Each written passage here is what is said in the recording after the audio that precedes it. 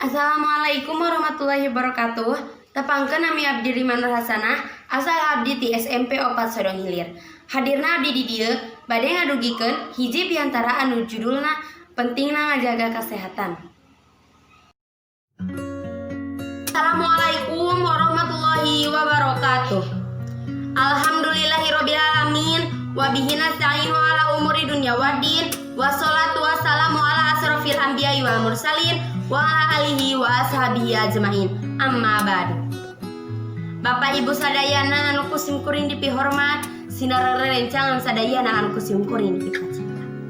Langkung ti payun, hayu urang panjatkeun puji sinar syukur ka Zat Ilahi Robbi anu mana mantenanana anu parantos masihan kanikmatan sinar kasehatan ka urang sadayana dugi ka urang sadayana tiasa patepang riung dina ieu acara kalayan para wargi sadayana anu kusim kuring dipihormat dina ieu waktu sim kuring hadir dina ieu tempat bade ngadugikeun hiji biantara anu judulna pentingna ngajaga kesehatan. Meuli emping ka Cijagra, meuli hurang ka Ciraja, kasehatan sing dijaga sangkan hirup urang bagja. Para wargi sadayana, kasehatan teh nyaeta mangrupikeun hiji hal anu penting kangge kahidupan manusia. Kalayan kasehatan, urang sadayana tiasa ngalakukeun sagala kagiatan sapopoe. Urang sadayana kedah pisan ngajaga kasehatan ku cara sapertos beberesih. Sapertos beberesih ngabersihan hal anu kurang dibutuhkeun sareng anu kurang diangge. Anu hadisna anadopatu minal iman. Kabersihan teh nyaeta sabagian tina iman. Kasehatan manusia teh nyaeta kabagi kana dua bagian.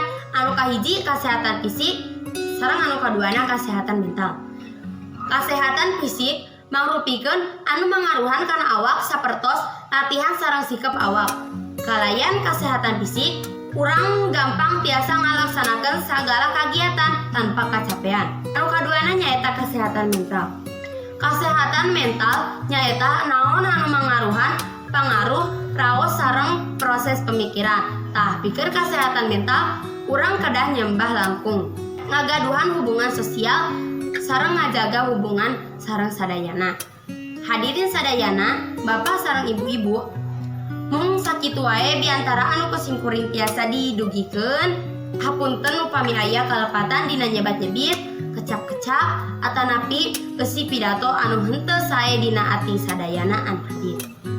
Hatur nuhun pikeun ngadangukeun ucapan sim kuring ti mimiti dugi ka akhir. Billahi taufik wal hidayah. Wassalamualaikum warahmatullahi wabarakatuh.